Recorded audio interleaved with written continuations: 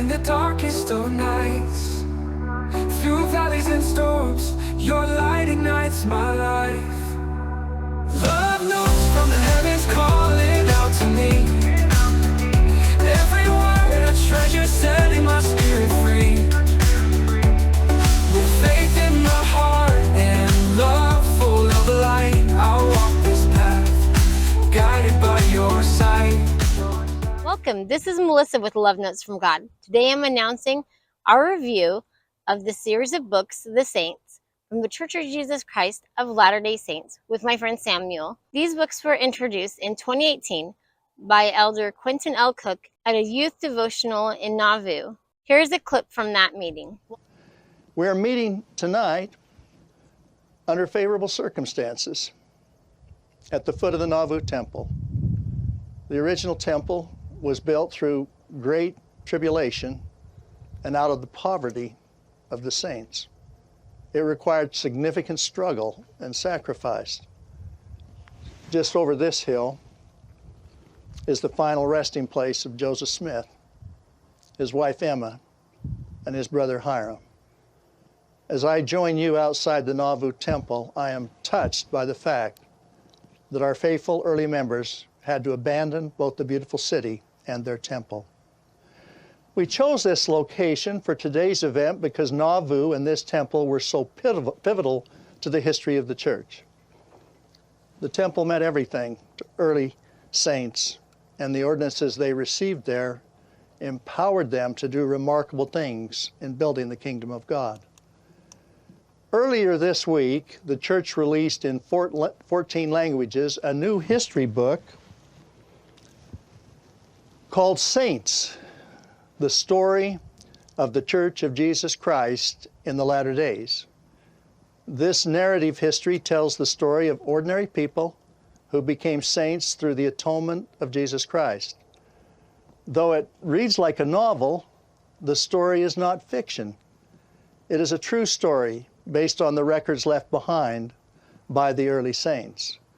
Volume 1 of Saints begins with the boy Joseph Smith and his family moving to Palmyra, New York, and it ends with the dedication of the Nauvoo Temple, where thousands of saints received their endowments and sealings before crossing the plains to Utah.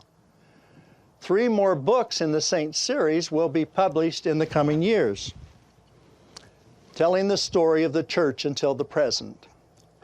Church history can be a significant source of faith, but for some it's been misunderstood or overlooked, and some have been obscured and crowded out by larger concerns of the world.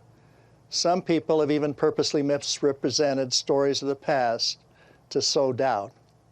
In learning more, we will bind our hearts together with saints of yesterday and today.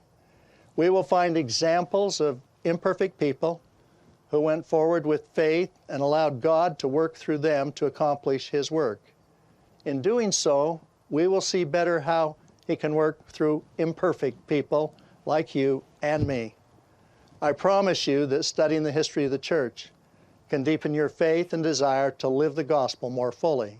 What I found fascinating about this announcement of the books was from Elder Cook. They mentioned that it was going to be a 4-book series.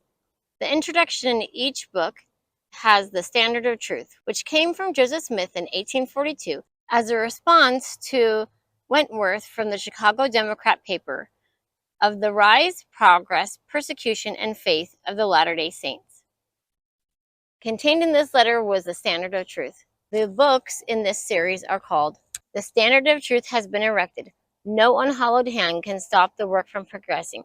Persecutions may rage, mobs may combine, armies may assemble, calumny may defame, but the truth of God will go forth nobly, boldly, and independent, that it has penetrated every continent, visited every clime, swept every country, and sounded in every ear, till the purposes of God shall be accomplished, and the great Jehovah shall say, the work is done. So I found it really interesting that whole phrase that was in the Standard of Truth, it's in the beginning of each of the saints' books, that the titles have used up that whole statement, and so there's nothing left. So to me, I feel like this is a great indication of how close we are to the second coming of of Jesus Christ. And why would Elder Cook have said that they have planned that this series would only be 4 books long? Perhaps there will be a time and season change within the Church of Jesus Christ of Latter-day Saints and the world.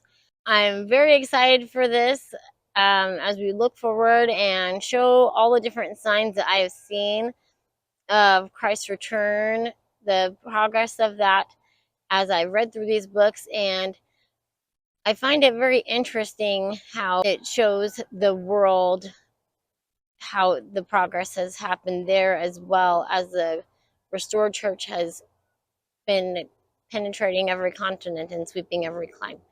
And the strength of this book, of these books, the Saints, shows how pioneers during that time, the very beginnings of the church, and new pioneers as more converts joined the church, how the strength of the Book of Mormon as another testament of Jesus Christ is enough to hold many people to wait until they have the opportunity to be baptized, or the church on their continent, or certain permissions, for example, for Black people receiving the priesthood and being able to hold certain positions in the church and to be able to receive their temple endowments. That the people knew that this was true. They knew that this was God's restored church upon the earth. They knew that this was the priesthood authority, and nothing was going to stop them from becoming a member. Many people, as I've come to study, have lost their lives in the name of the church. Even my own grandfather and great-grandfather were kicked out of their homes and their families because of joining the Church of Jesus Christ of Latter-day Saints.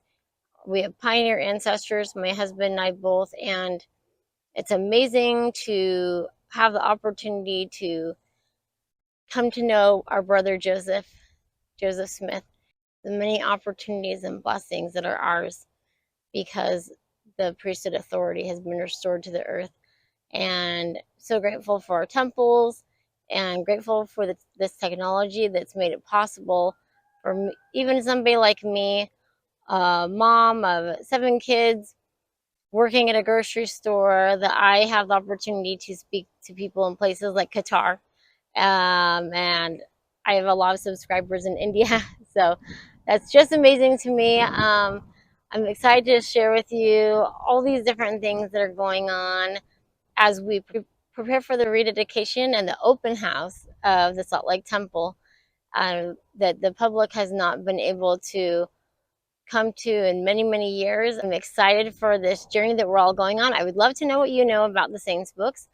Any questions you have, or any personal experience you have these times and these stories of pioneers, whether they be from the 1800s or 1900s, or from today, even from yourself, and seeing what God is doing as he gathers his children for the return of his son, Jesus Christ. So I look forward to hearing from you. Thank you so much for joining me, and we will see you soon. Bye. Your notes of love, they fill the air, reminding me always that you are there. Love notes from the heavens calling out to me. Every word a treasure, setting my spirit free. With faith in my heart and love full of light, I'll walk this path, guided by your sight. Forever I'll cherish these notes from above, in the arms of sweet faith, enveloped in